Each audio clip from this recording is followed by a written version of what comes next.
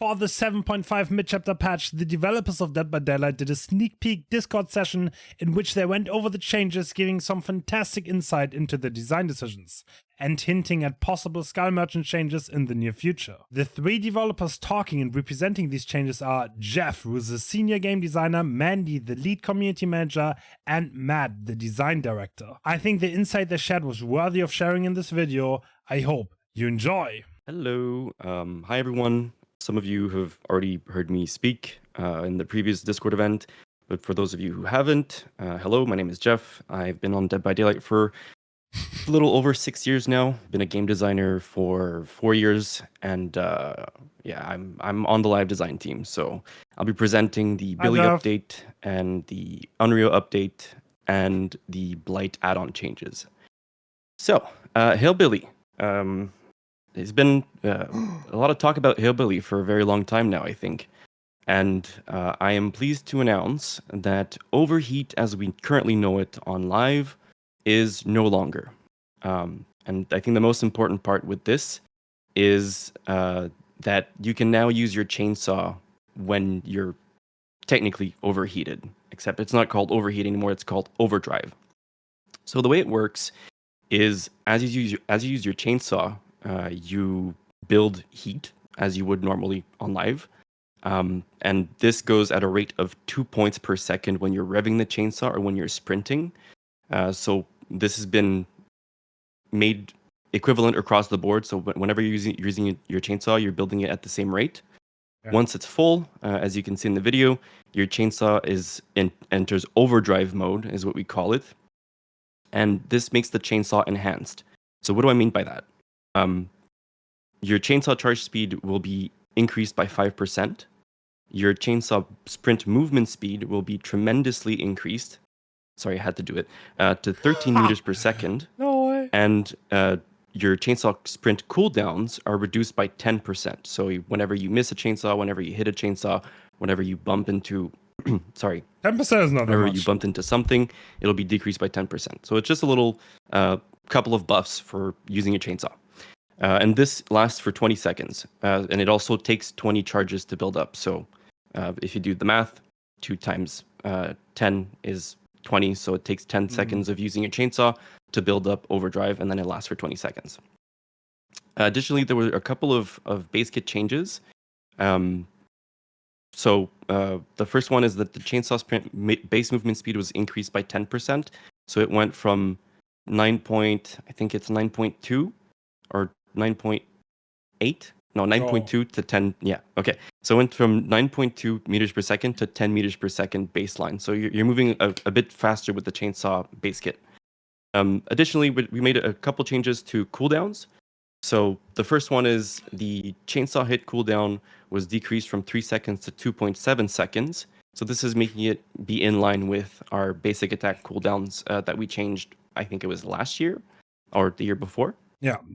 And then the chainsaw miss cooldown was also made the same as a regular miss. So it went from 3 seconds to 2.5 seconds. Okay. So you spend a little bit less time in cooldowns as the Hillbilly. Okay. The other thing that we changed is when you miss the chainsaw, you used to move a lot slower for a couple seconds. Like I think it was 1.38 meters per second. We buffed that speed to 2.3 meters per second. So even if you miss your chainsaw, you can kind of keep up with the survivor a little bit. So it's much more forgiving in the event that you miss your chainsaw. So that's for the base kit and the overdrive changes. Oh yeah, one more thing. Sorry, I just saw it in my notes. When you're building up overdrive, the meter will start to decay 15 seconds. Do you mean compared to doubles? Yeah, it's going to be slow. So the Doom engravings is going to be Iri engravings now. But it still has 20%. The base kit is 10% increase. So the 20% actually have like a 10% increase on them too. So it's actually more. It's less than that. It discharges at a rate of 1 charge per second. So it can take a bit of time before it goes back to 0. So that's for the base changes. And with this update, there's also a lot of add-on changes. I know that the add-ons have been a talk of the town since the last Hillbilly update. A lot of them were deemed useless, for lack of better word. So we went back and revisited literally most of them. A lot of them got new names, got new icons, got new effects. So you can see right now on the screen share, there's a couple of them that we're sharing. So Thompson's Mix is making a comeback. I know that was an add-on that people really liked, so we brought it back. Begrimed Chains is another one. It's also coming back. But Thompson Mix and is then, completely different, as you bro. can see here, Death Engravings. This is Chinese Thompson Mix, bro. Don't trust this. Overdrive duration by 15%. So you might ask why we made that change. Well, with the baseline speed changes, we felt that you didn't need these add-ons as much because you're going to be going really, really fast. It's quite fun to use, if I may say so. But I'll let you be the judge of that. And then finally, you can see the Doom Engravings is now air. It should have been on this. Like what? Nah, this is not good. This Thompson Mix, the identity of this was not this. It should be missed cooldown, Increasing not hit the cooldown. heat generated while using the chainsaw, which now would be a downside because you want to build heat as the Hillbilly. So yeah, I look forward to seeing what you guys think about the add-ons. And then the last thing that wasn't mentioned in the dev update, because it was just a smaller detail, is we've added a couple of scoring events to the Hillbilly. So one of them will reward you some blood points for doing curves. So a lot of people love curving with Billy. That's like the fun thing to do with Billy. That's the thing that people want to master when they play Billy. So we've added a score event for landing curves. We've added a score event for curving period. And we've also added a couple of other score events. One for having very long sprints. One for hitting people after a very long sprint. So just be on the lookout for those. And yeah, I mean, that's pretty much it for the Hillbilly. A lot of exciting stuff. And of course, I need to say that this is... No, Jeff! This is not enough for an Hillbilly. iterative process. So if there's feedback that comes in that something might need to be tweaked, we'll be looking into it. We'll get all the feedback after the PTB and see what needs to be updated or adjusted. Okay, Thompson Mix this is kind of whack. This add-on is weak. This is probably going to be good because overdrive duration. You want this to be longer. This probably enables you to do one more chainsaw, which is a game changer. And engravings is Iri, 10% increase on base speed, which means you get 32% total, which means with Doom engravings, you're nearly on double speed. Nearly. You're missing, I think, 3%? 3%? So that's pretty decent. So in terms of anti-loop, that's really decent. And then you have your overdrive on top, which will make you way, way faster than all doubles and give you insane anti-loop. Newer players more than veteran players with Hillbilly have this huge friction point with collisions. And that's something that we've revisited. So the collision for the chainsaw while you're sprinting has been adjusted, and it was reduced by about 30%. Yeah. So now when you're using your chainsaw in high density maps that have a lot of stuff in the way, you might be able to navigate around those things a little bit easier. So that's environment collision hitbox. That's Sounds not good. I'm looking hitbox forward on to seeing people. more Hillbillies and seeing how this plays out on the PTB. Yes, Me too. No, we'll be watching out for the feedback. So we're looking forward to hearing Feedback. that from the players. Mandy, I'll it's now hand good! it over to Matt, who's going to start talking about the 3-gen system that we announced yesterday. Thanks, Mandy. And thanks, Jeff. That sounds super exciting. Really, really cool stuff. Hey, everyone. I'm Matt. I'm a designer. I've been on the project for about 6 years, and it is my goal to try and help the designers as much as possible fix the game. So with that, I'd like to talk about our 3-gen strategy system that we've been working on for a while now, but we think we're onto something really, really good for the game. Just to start off with a bit of context, I'm going to assume that everyone in here knows what a 3-gen strategy is. But for those that don't, basically a 3-gen is when the killer hard focuses their strategy on defending, I don't know what like a cluster of gens that in very close proximity, and basically making it really difficult for survivors to complete those gens and win the game. So it's not a particularly fun play style. It slows the game down a lot. The YouTube videos enjoyed it. The YouTube viewers, they really like 3-genning. Did you know that? Address from a systemic side. We didn't see this as a killer-specific problem. It's not just a Skull Merchant thing. It's not just a Knight thing. It really is a system thing that we wanted to look into. On top of that, we wanted to keep it as simple as possible and really maintain the integrity of a majority of our matches. So we early on identified that the 3-gen situation doesn't happen in every match. It really is some very specific extreme outlier cases. So we wanted to make sure that most matches would not be impacted at all. But with that, sort of be able to cap the efficacy of those situations where it does occur. Yeah. So how does this help and what does it do? Basically, we've tried to find a system that works across the board. So it will work with all killers and all matches. However, a majority of the player behaviors won't be impacted at all. We still want to have the 3-gen strategy as a valid option, but only up to a point. So you can still defend gens. That is kind of part of the objectives for the killer, but we don't want to make this such a dominant strategy where survivors just have no chance of winning at all.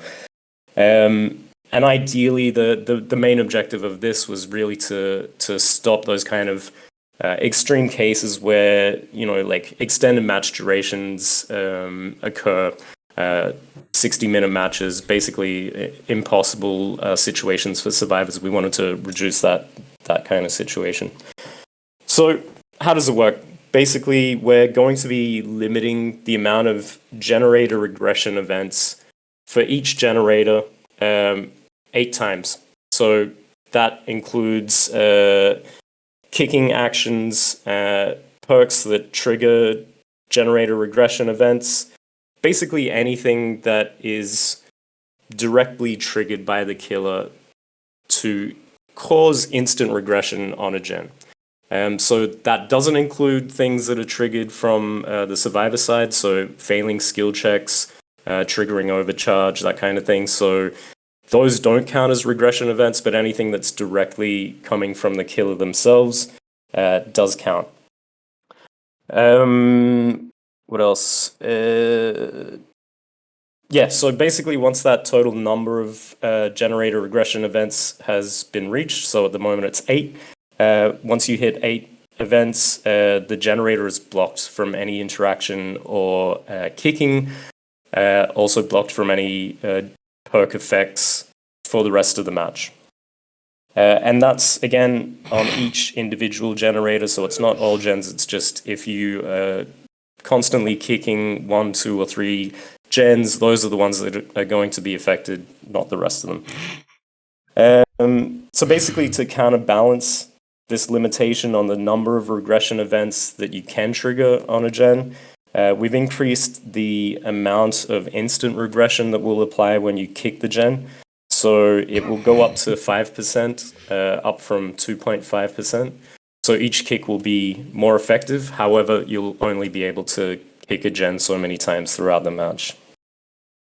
On the gen tapping side of things, we've also introduced another mechanic to kind of, again, sort of stop the gen tapping from being a thing. And basically the survivor has to repair 5% of the gen at a minimum to remove the regression state that would exist on the gen. So if a generator is regressing, the survivor has to repair 5% of it, or it will, once they let go of the gen or stop repairing, it will start regressing again. Once they hit that 5%, then repairs will continue as normal. Good. That means dry kicking is we've incorporated some visual feedback with... Dry kicking means like kicking a gen without any regression perks, and that's going to be a lot stronger this patch with this change. Starting to form around the generator. And then once they hit that maximum cap of 8 generator regression events, the spikes will be at full size, and it should be pretty clear that you won't be able to interact with that generator from that point on. Additionally, survivors will also be able to see the progress point on their generator repair bar that they need to hit to stop the regression state from that generator.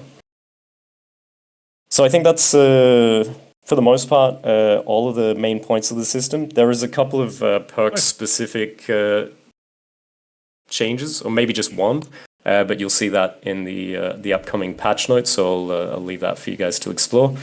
Of course, we'll be following the feature closely today when the PTB goes out. We'll probably be making adjustments as needed.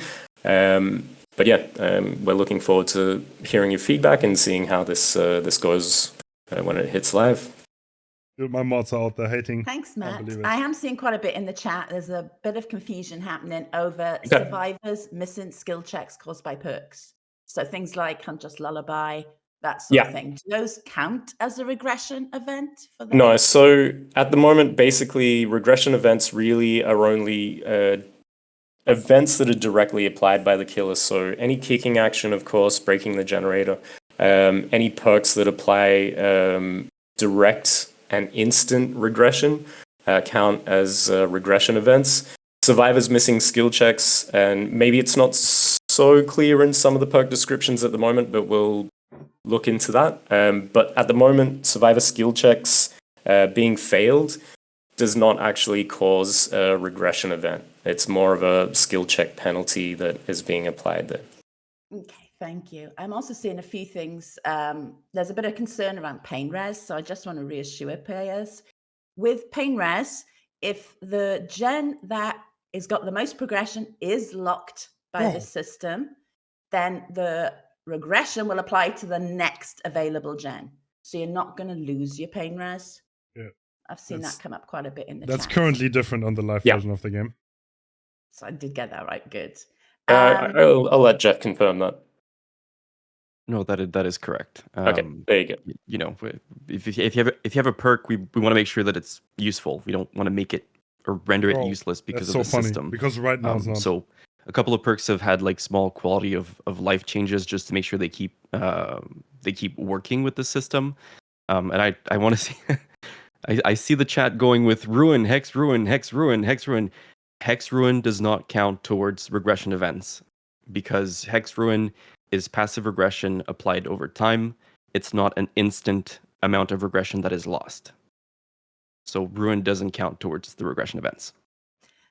So the gen will still regress with ruin if it's still blocked by the 8 regression events.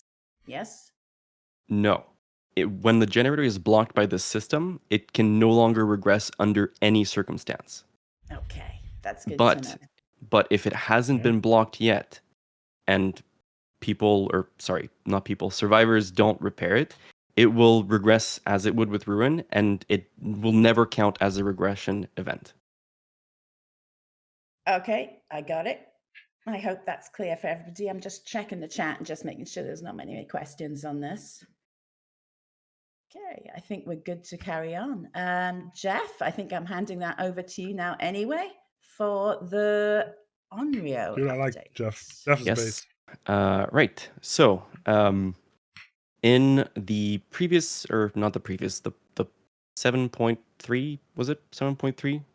I don't remember which patch number it was. I apologize. But not too long ago, we updated the Onryo to try to make a couple changes, including Condemned and making it more of a threat. Let's just say that it's been too much of a threat. There's a very big piece of feedback that we kept getting about this update, which was that it felt like a lot of the skill from playing Onryo was taken out, and now it was just mindlessly teleporting around the map to apply Condemned as much as you could and then just kill people off. That feedback is not great. So we went back and looked at the Onryo. Also, one thing that I find is a bit difficult to really, or it doesn't sit right with me anyway, is when people start hating a killer and never want to play against them and would rather DC or kill themselves on the hook. that's never really a good sign. So while it was, still fresh, we took this chance to look at it. Yeah, I know, guys. I see Skull Merchant, and I think about it every day, and I lose sleep over it. But I know. But for now, we'll talk about the Onryo. So, what did we do? Well, we looked Jeff at is on the mission, previous bro. kit. We looked at Hold the up. current kit that is on live, and we tried to find kind of like a middle ground. We tried to identify what people liked about the I think Onryo Jeff is before, farming W's right and now. what we tried to identify what people liked about the Onryo now, and tried to like mesh them together. So, because there's a lot of changes, I think that there's we have a graph in the video that is probably very helpful. So if we can find that graph, I think it'll be the easiest way to really explain what changed from now to, from then to now. You're making me do things now. Sorry, I apologize. When I shared the graph to people internally, they're like, "Oh wow, yeah, I understand." Much This easier. one. So yes, this graph. Okay. So this Oh, graph over here. didn't Oh no, pause, we hang on. lost it. I gotta pause it. Okay, so There you this go. graph right here. Thank you. This graph right here will really give you an exact representation of what changed over time. All right, we get So you chased can back. see the original Okay. state of the Onryo, you can see the current Bloodlust. live state of the Onryo, and then the new PTB Onryo. So if we look at the things that changed from now, or the current live version to the new PTB, well, we brought back Demanifested chases. So while you're Demanifested, you'll be able to chase survivors and gain Bloodlust as you would before. So this, when we changed it previously to the current live version, we thought, well, let's make her, more stealthy. But in hindsight, and with what we've seen, it doesn't really work out because she's kind of got like this little, warning audio that she's around. It's like these very stringy sounds, and people know that you're around. So being sneaky doesn't really work out, and not having this ability to chase while Demanifested made it quite difficult to stick to survivors mid-chase. So we brought this back. Then the other thing that we changed is losing Bloodlust on Demanifestation. Since we're bringing back Bloodlust while you're Demanifested, that didn't make sense. So we removed that as well. One thing that we did keep, however, while you Demanifested is the protection from stuns. So mid-chase, if you want to Demanifest to not get stunned, you can do that.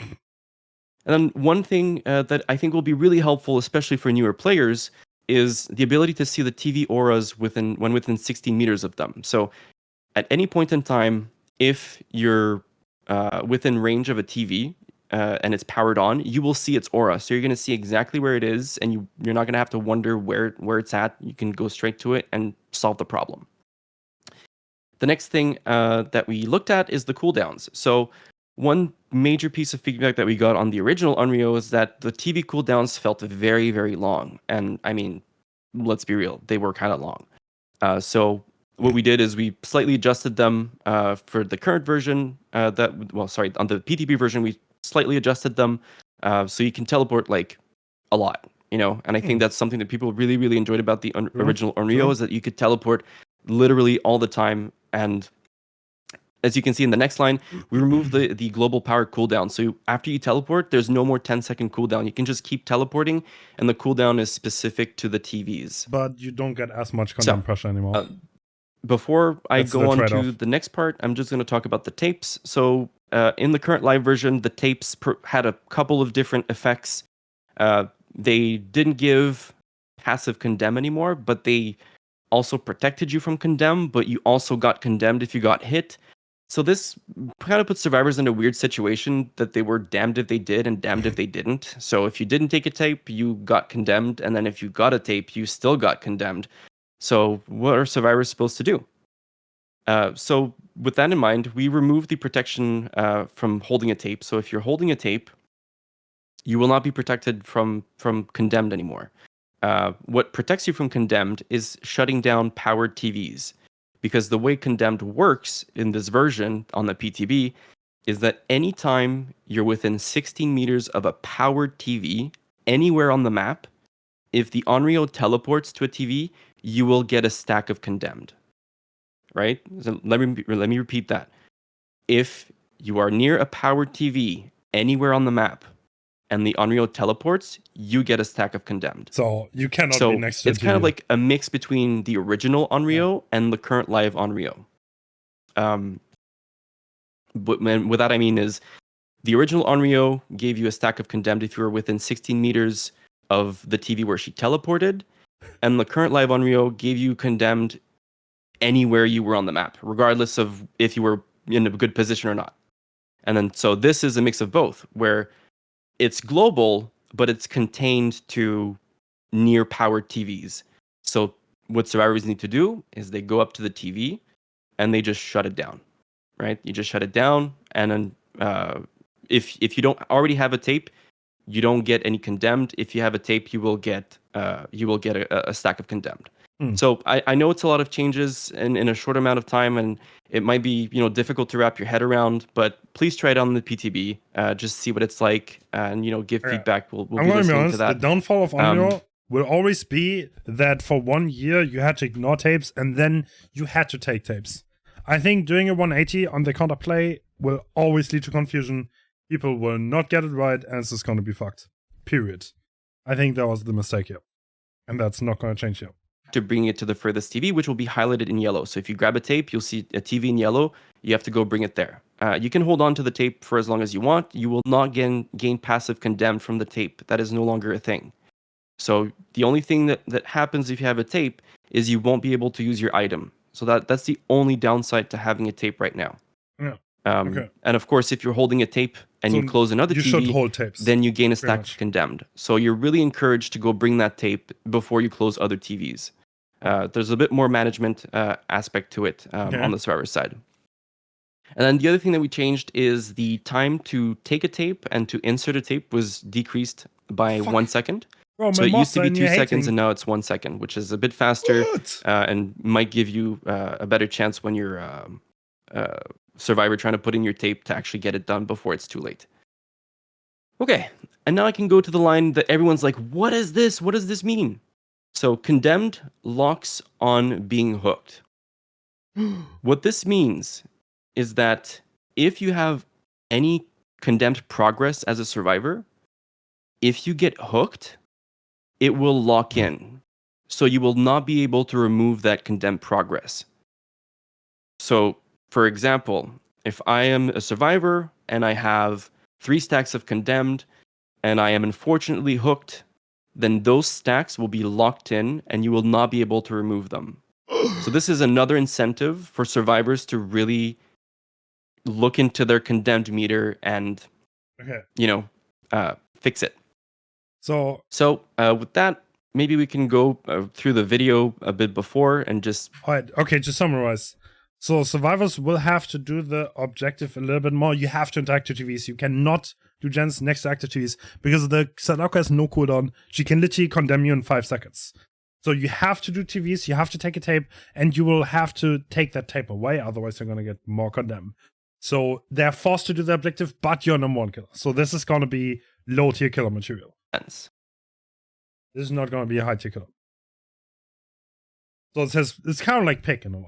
So you have passive slowdown that you don't even need to down survive for me to get hooked here. But you don't have that much in total. So as you can see, the state of the visual changes, letting you know that those stacks are now locked. So, that being said, when you insert your tape, right? Because that's a thing, when you insert your tape, that's a thing? You do remove some Condemned progress. So the idea is that you go bring your tape before you get hooked so that your stacks are not locked in. No, you don't get stacks. And I see here that we had a question, which is, are you still not able to see the TV if you are blind as a survivor?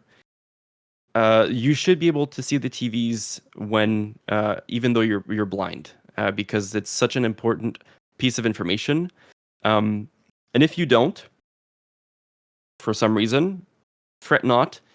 The TVs now have a so I don't know how familiar you are with the rickety pinwheel add-on, but that add-on has a visual around the TVs, which is like static effects in the air.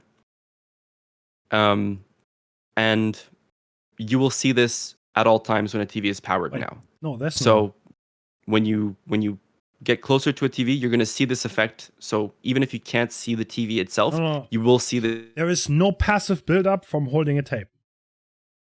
No passive build-up from holding a tape. I think that's the confusion.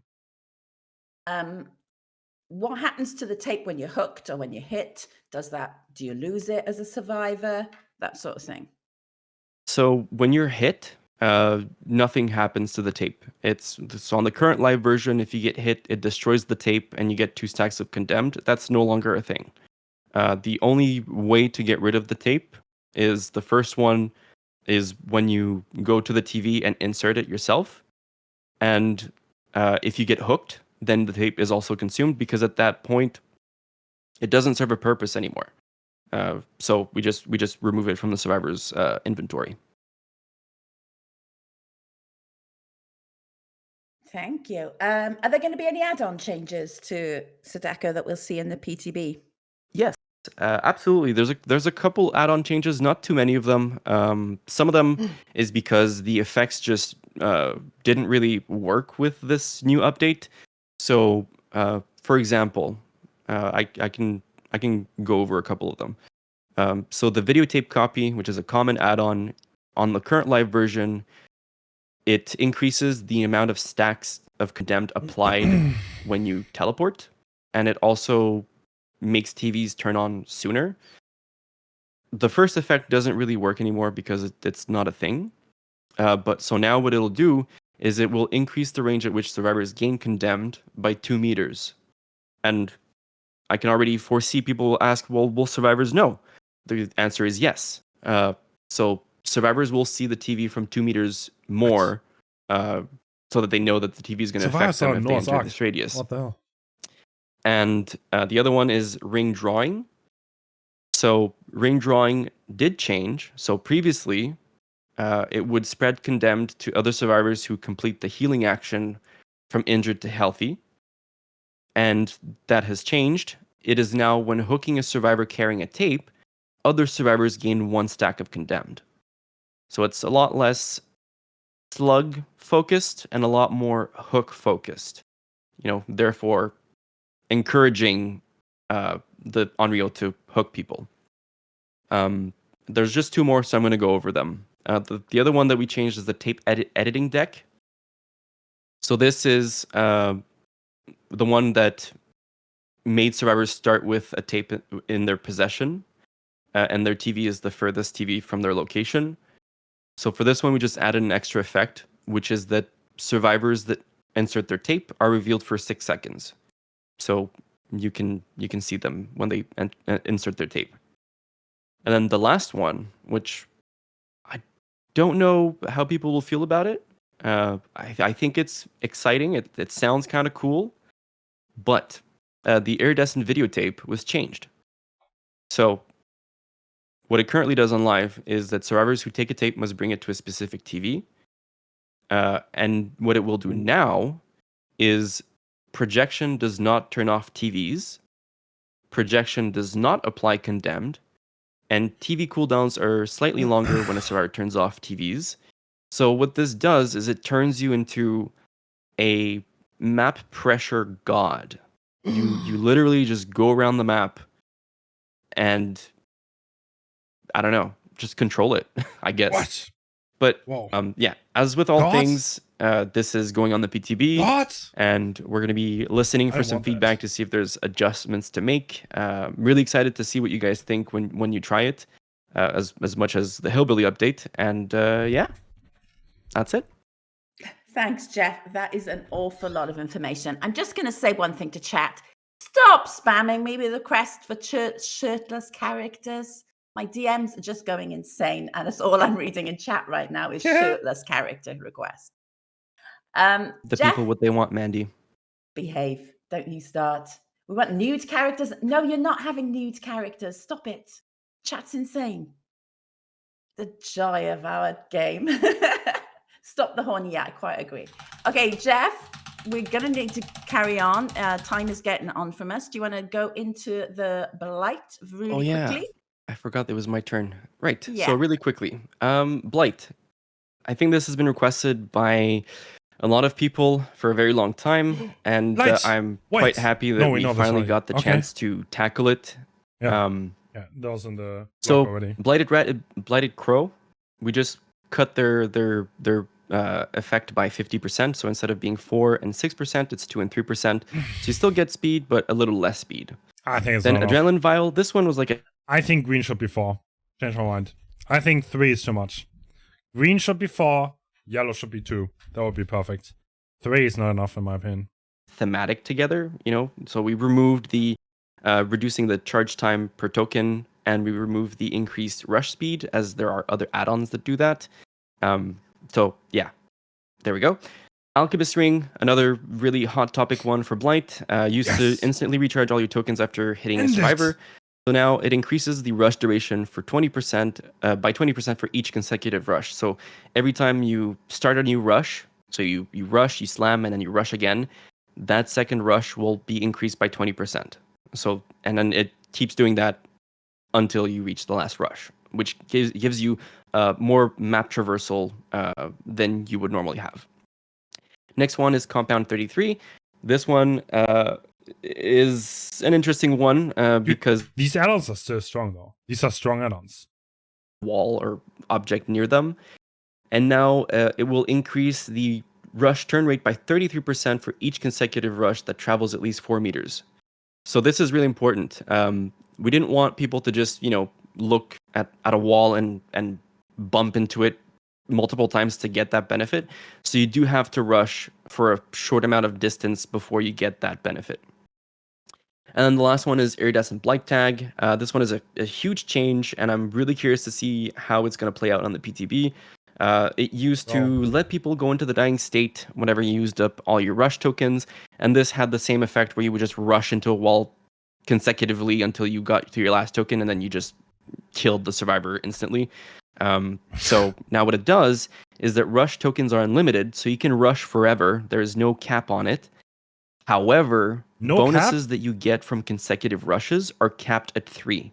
So if you play with Compound 33 and the Iridescent Blight Tag, you'll be able to get a maximum of 99% He's not capping. Turn rate bonus. That'll be the max that you can get because it caps at 3. And then you can not really see it under the pause bar, but the other line is that the Blight's power goes on cooldown for 20 seconds after a successful rush attack. So if you hit a survivor, you don't have a power for 20 seconds. And that's basically it. So, this is so dirty OP. Again, a couple add-on changes. Dirty Those Blight. were identified as the problematic add-ons. Those are the dirty OP add-on. Iri Tag. We're gonna abuse you tomorrow in show match, yeah? We're gonna show how good you are. we will make them. Thank you, Jeff. With Compound 33, can you still break pallets in the rush?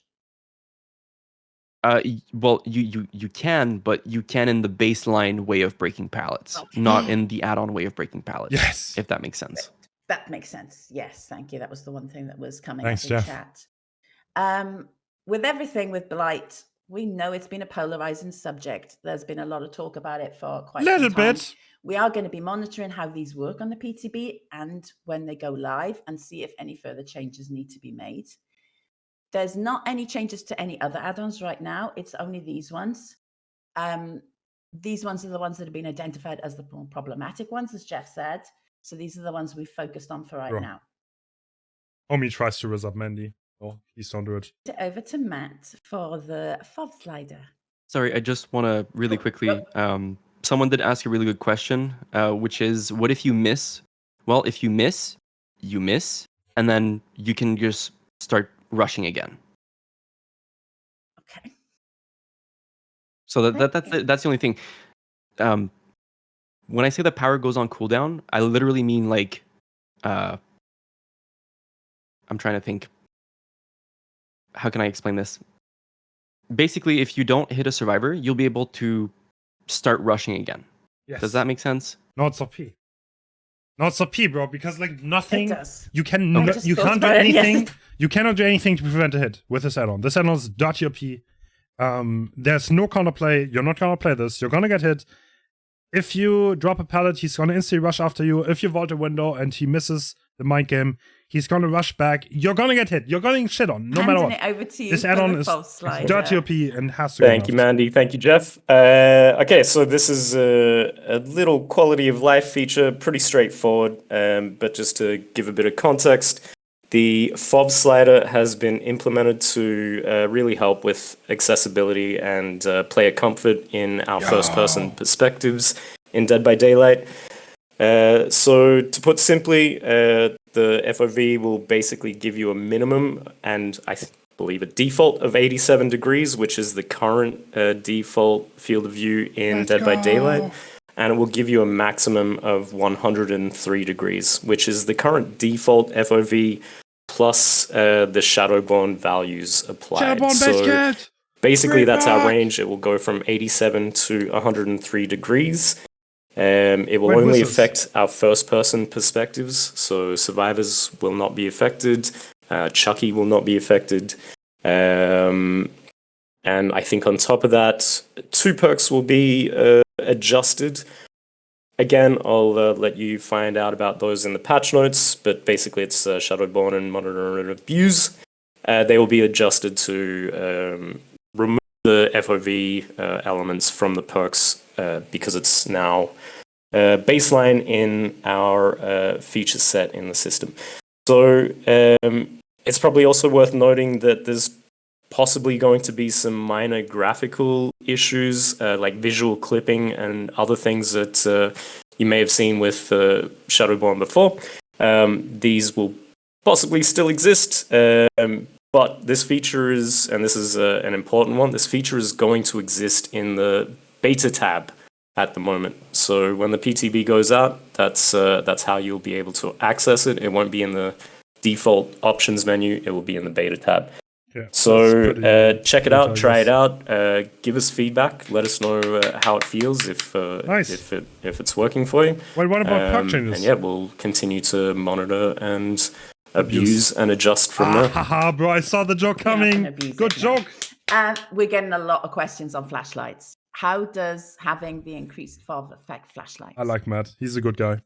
That is a great question. At the moment, unfortunately, our system isn't decoupled from the flashlight angle with the field of view. So if you do increase the field of view, you will also be increasing the flashlight angle. It's definitely something that we plan to look at and adjust in the future. But in the meantime, try it out, see how it goes for you, and yeah, we'll take feedback from there. Thank you. So, everybody, thank you very much for joining us today. PTB will be in approximately 34 minutes. Patch notes will go out at the same time. So, follow us on Twitter, etc., to see the patch notes coming out and on the forums. And yes, Healer, I like the GIF you just sent me. Thank you. Sorry, I'm just getting spammed by chat. Enjoy the PTB. The whole community team will be watching out for feedback, and we'll be asking any questions and answering questions on the forums and on Reddit, etc. as normal. And we look forward to hearing your feedback. Thank you so much. Thank you, everyone. Bye. Yeah, thanks for joining. See you later. Bye. Bye. Yeah, I like Jeff. That was fun. GG. GG, GG, GG.